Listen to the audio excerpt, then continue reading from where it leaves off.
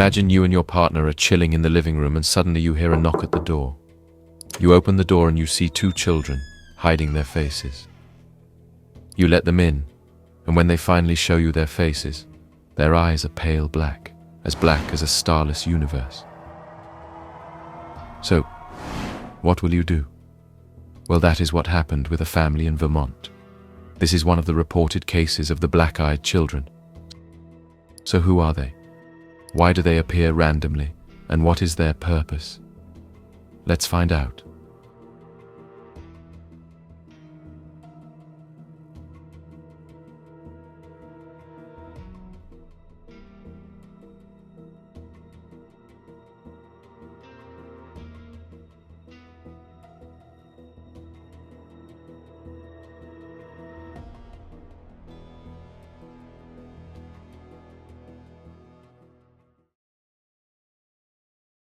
In 1996, a Texas reporter named Brian Bethel became the first person to document an encounter with what would later become known as the Black-Eyed Children.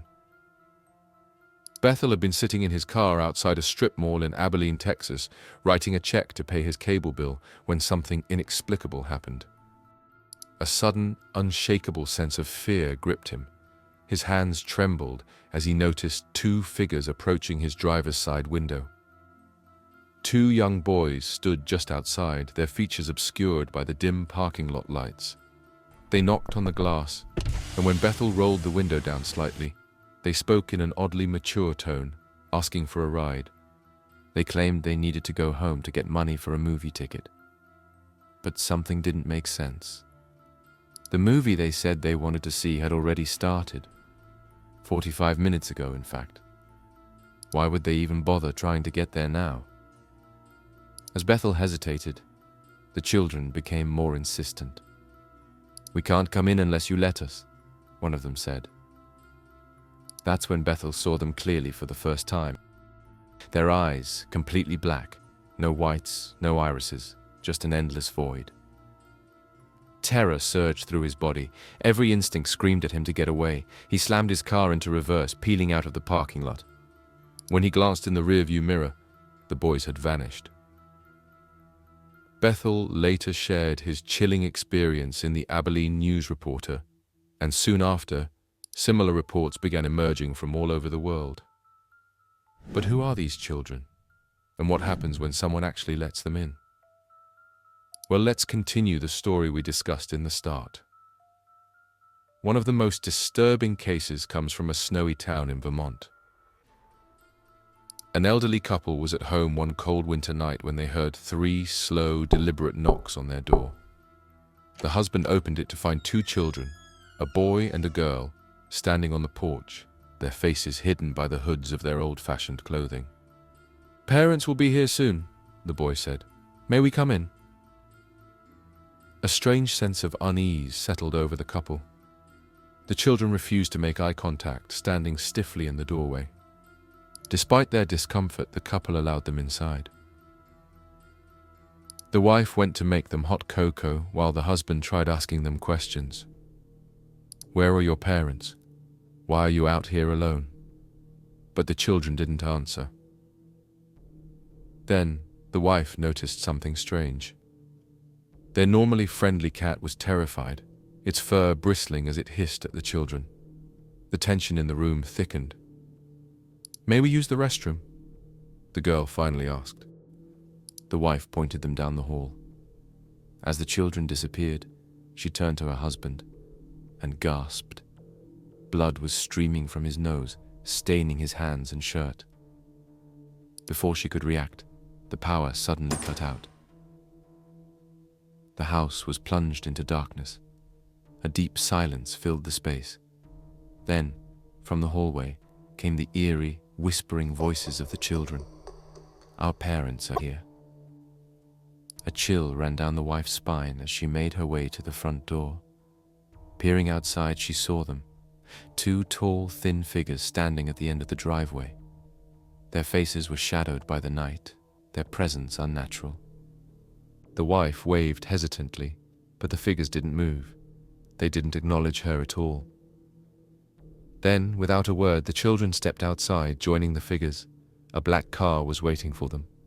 The four climbed inside, and the vehicle disappeared into the night. As soon as the door shut behind them, the lights flickered back on.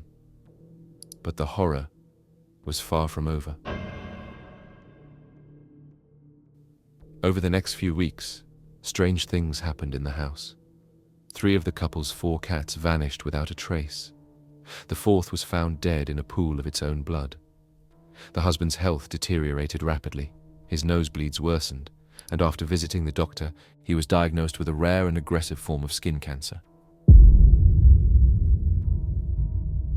The couple never saw the children again, but their presence left a mark that could never be erased.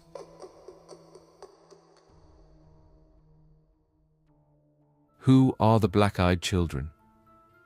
Since Bethel's first report, hundreds, if not thousands of people have claimed to encounter the black-eyed children.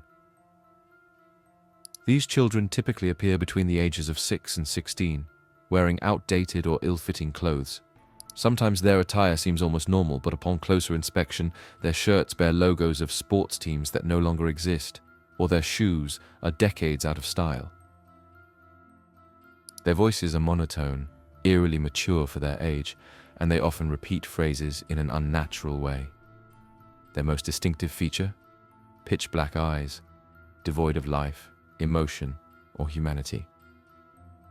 But perhaps the most unsettling part of these encounters is the invitation rule. The children cannot enter unless they are given permission. They are often polite at first, asking to use the phone, to come inside and warm up, or to get a ride home. But if denied, their behavior becomes increasingly aggressive and demanding. So what happens when someone lets them in? Stories suggest that once granted entry, illness and misfortune follow. People suffer mysterious health problems, animals react with primal terror, and electronics malfunction in their presence. In some cases, people who interact with them experience sudden, unexplained death. Several theories attempt to explain the existence of these beings. Like vampires of old, the black-eyed children must be invited in before they can enter a home. However, unlike traditional vampires, they show no aversion to daylight. Historical texts like the Treatise on the Apparitions of Spirits and on Vampires, 1746, describe vampires as daywalkers, though they preferred the night. Similarly, the black-eyed children are often seen after dark but have also been spotted in daylight.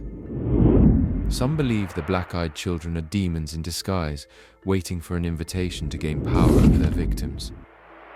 Grimoires like the Lesser Key of Solomon warn that demons thrive when openly welcomed into someone's life. A sub-theory suggests that the children are possessed humans, though unlike traditional possession cases, they exhibit no violent convulsions, only an eerie, calculated demeanor.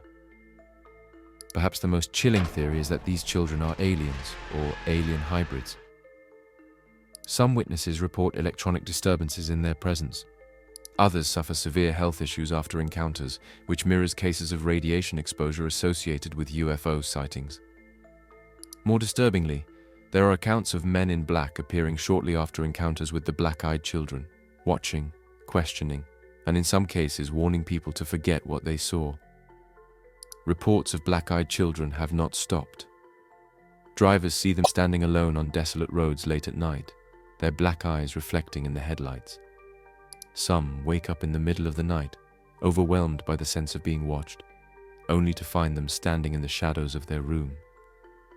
Perhaps you've seen them before, standing just outside your window, watching, waiting. If you ever hear a knock at the door late at night and find 2 pale children staring up at you, do not engage. Do not let them in. And before you go to sleep tonight, check your surroundings. Make sure you're truly alone.